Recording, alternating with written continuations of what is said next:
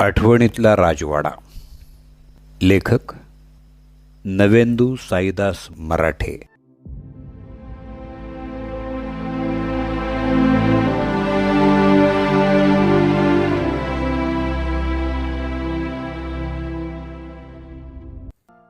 एकोणीसशे 85-86च्या सुमारास कधीतरी एक मराठी सिनेमा पाहिला होता.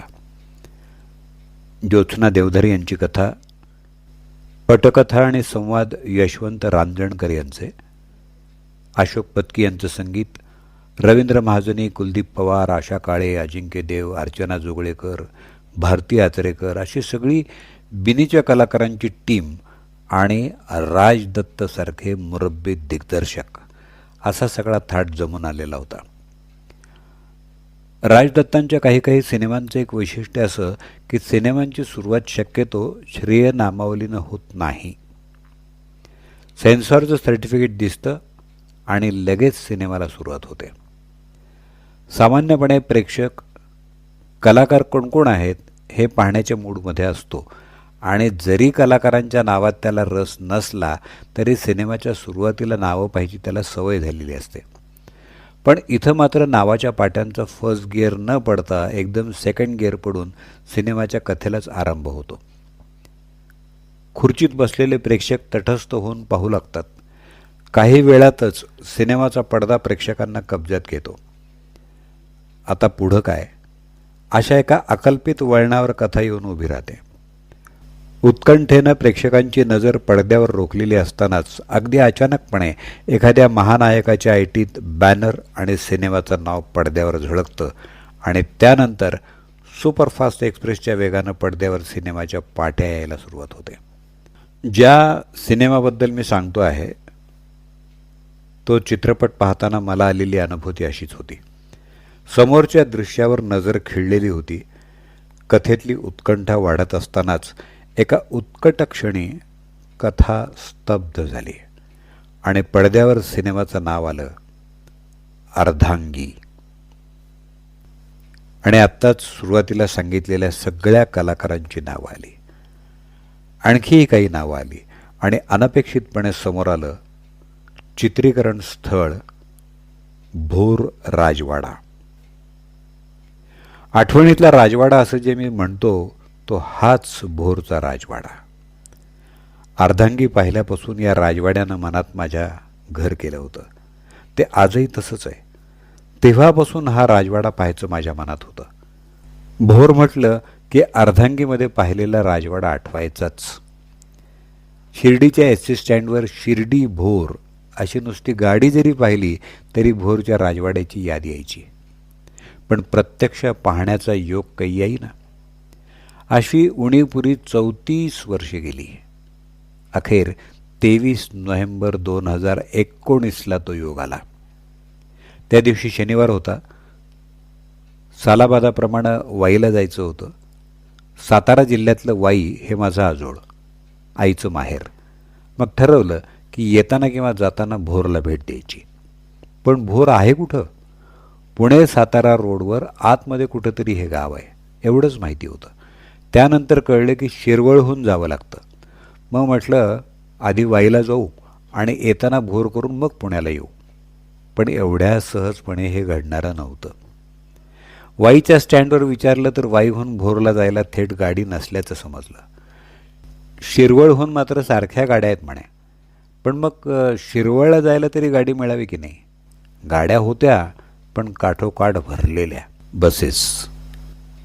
मग एकजण म्हणाला वडापनं जा. माझ्या चेहऱ्यावर मोठं प्रश्नचिन्ह उमटलं. कारण वडाप हा काय प्रकार आहे मला समजेना. आम्हाला वडा माहिती आहे. म्हटलं वडाप म्हणजे? तर माझ्या चेहऱ्यावरचं प्रश्नचिन्ह उठून आता त्याच्या चेहऱ्यावर गेलं होतं. त्यानं माझ्याकडं नीट बघितलं आणि निघून गेला. अखेर एका इस्माला दया येऊन त्यानं वडाप या शब्दाचा भावार्थ मला समजावला आणि रस्त्याकडे हात करून दाखवला. पाहिलं तर समोर काळी पिवळी जीप उभी होती. वडाप. मग तिकडे गेलो. ड्रायव्हरला विचारल्यावर म्हणाला बसा, लगेच निघायचंच. म्हटलं हा फारच कनवाळू दिसतो. पण कसला कनवाळून कसलं काय? लगेच निघायचं असं करत करत त्यानं पिशवीत कोंबून कोंबून भाजी भरावी तशी गाडीत माणसं भरली, तरीही गाडीचं किंवा त्याचं पोट काही भरेना. कुणी आलं की बसा म्हणायचा, तेही बसायचे. शेवटी गाडी एकदाची हलली. शिरवळात पोचलो. तोपर्यंत 4 वाजले. भोरला जायला सारख्या गाड्या आहेत या भरवशावर स्टँडवर आलो. एकही गाडी नाही. पुन्हा वडाप, पुन्हा माणसांची भाजीसारखी कोंबाकोंबी. अखेर 5च्या सुमाराला भोरमध्ये पोचलो.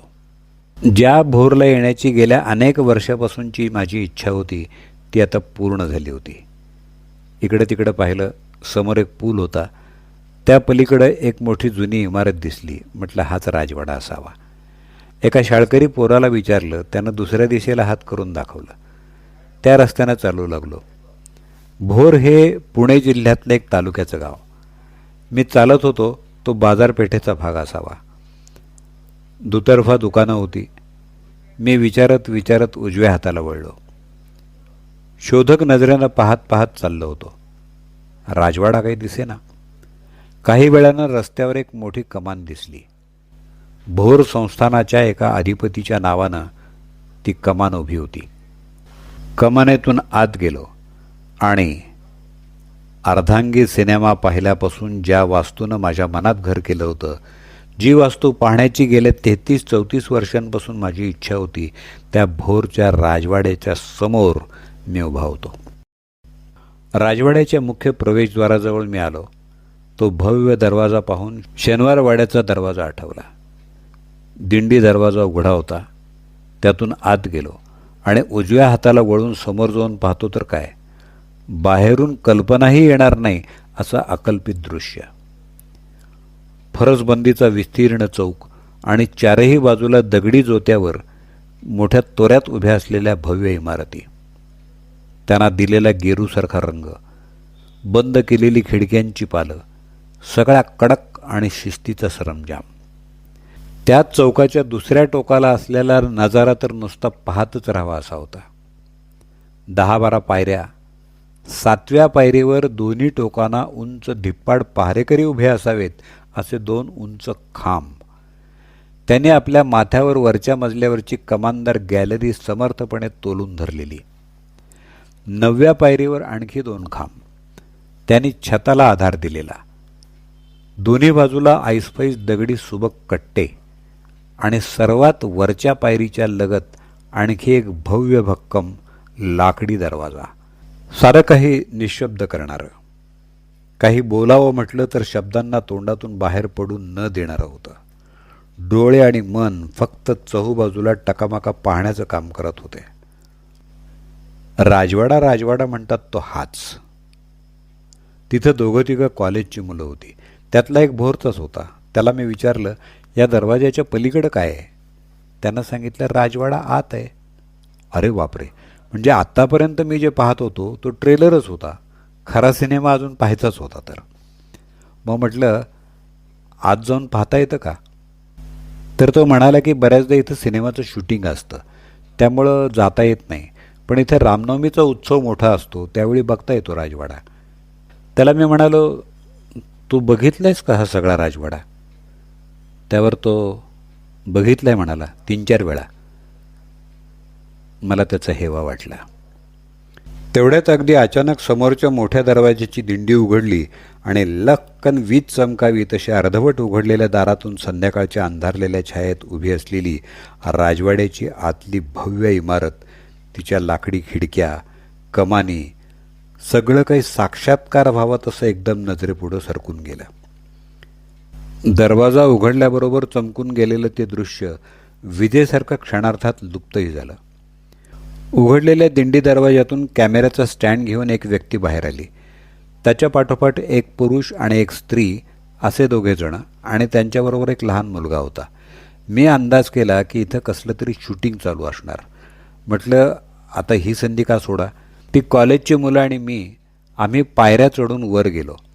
त्या माणसाशी बोलल्यावर समजलं की शूटिंग वगैरे काही नाही, वाड्याच्या मालकांची परवानगी घेऊन ते आत आले आहेत. वाड्यात त्यांना काही फोटो काढायचे होते. त्यांच्याबरोबर राजवाड्याची देखभाल करणारी एक व्यक्तीही होती. मी त्यांना म्हटलं की आतून आम्हाला राजवाडा पाहता येईल का?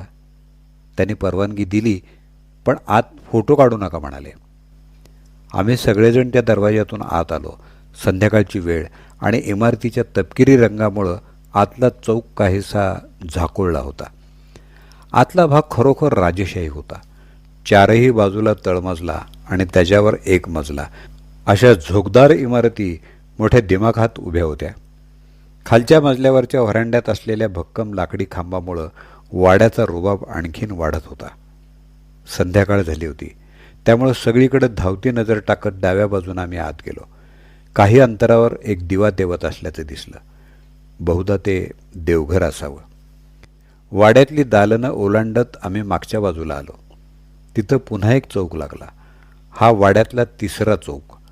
तिथं तुळशी वृंदावन आहे. राजवाड्यातल्या स्त्रियांची धार्मिक कार्य बहुधा या ठिकाणी होत असावीत. आजूबाजूला एक चक्कर टाकत मी माघारी फिरलो. बरोबरची पोरं दिसेनात. मी तिथे एकटाच राहिलो असं वाटायला लागलं. तिन्ही सांजेची वेळ, भला मोठा राजवाडा. काहीशी भीती वाटली. चालत चालत दुसऱ्या चौकात आलो. दिंडी दरवाजा बंद दिसला. वाटलं बाहेरून लावून घेतला की काय, पण नाही, उघडाच होता. मी बाहेर आलो. काही वेळ तिथं रेंगाळलो, पण आता निघायला हवं होतं. अंधारून आलं होतं. राजवाड्याचा निरोप घेत मी मुख्य दरवाज्यातून बाहेर पडलो. ही खरं तर फार धावती भेट होती त्या राजवाड्याला. खूप काही बघायचं राहिलं होतं. वाड्याच्या जिन्यावरून वरच्या मजल्यावर मला जायचं होतं. गॅलरीमध्ये उभं राहायचं होतं. आतल्या दालनांमधून फेरफटका मारायचा होता. खांबावरून, कमानीवरून हात फिरवायचा होता. खिडकीच्या पालांची उघडझाप करायची होती. 100-150 वर्षांपूर्वी बसवलेल्या दाराच्या कड्या, खिडक्यांच्या बिजागरींवर हात फिरवून त्या काळात मनानं फिरून यायचं होतं. खिडकीतून येणारा सूर्यप्रकाश अनुभवायचा होता. असं खूप काही अनुभवायचं होतं, पण त्यावेळी ते शक्य नव्हतं. अर्थात हा योग कधी येईल की नाही माहीत नाही. राजवाडा पाहून मी बाहेर पडलो. राजवाडा म्हणजे तरी काय, तर घरच. राजाचं घर म्हणून राजवाडा. आजच्या रो हाऊस किंवा BHK संस्कृतीच्या पार्श्वभूमीवर घर म्हणून हा वाडा कल्पनेच्या पलीकडे आहे. खरं तर भोरचाच नव्हे, तर अशा सुस्थितीत असणाऱ्या मोठ्या वाड्यांचा वापर पूर्वीसारखाच घर म्हणून करणं ही कल्पनाही आताच्या पिढीला पचनी पडेल की नाही शंकाच आहे. कारण काळाची गणितं बदलली आहेत. काळाच्या वेगानं जीवनातला ऐसपैसपणा हरवला आहे. शरीर आणि मन तेवढं कणखर राहिलेलं नाही. मनातली घराची कल्पना आता बदलली आहे. किल्ला, राजवाडा, बंगला, 2 रूम किचन आणि आजचं 2 BHK ही सगळी त्या त्या काळाची अपत्ये आहेत.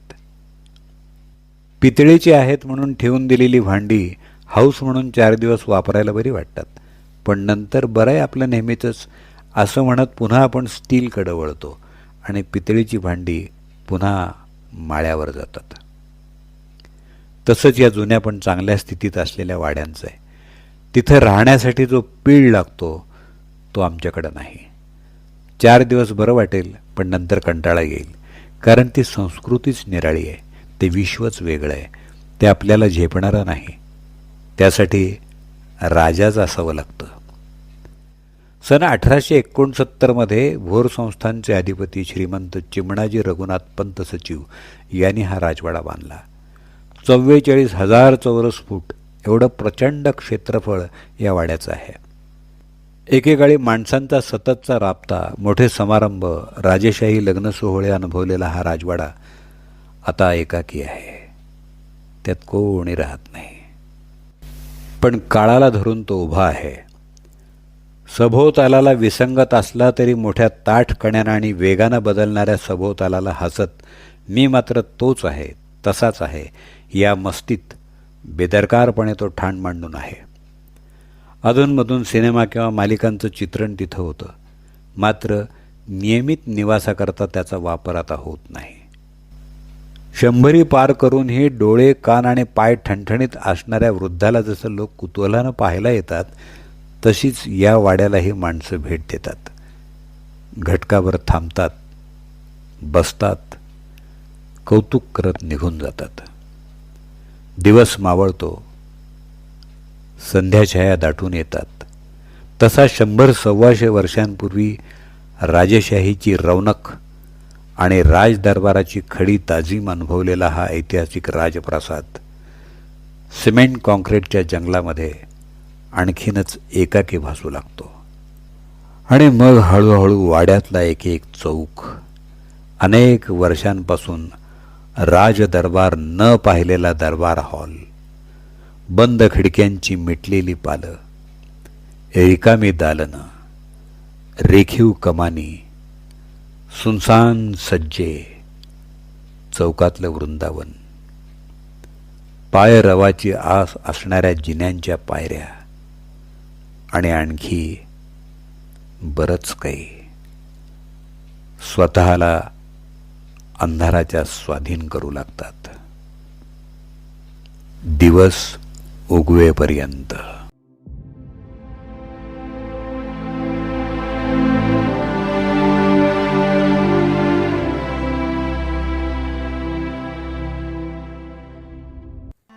आठवणीतला राजवाडा. या आठवणी शब्दांकित केल्या नवेंदू साईदास मराठे शिर्डी यांनी. त्यांचा मोबाईल नंबर 9763855010. या आठवणी आवाजाच्या माध्यमातून आपल्यापर्यंत पोहोचवल्या दत्ता सरदेशमुख यांनी.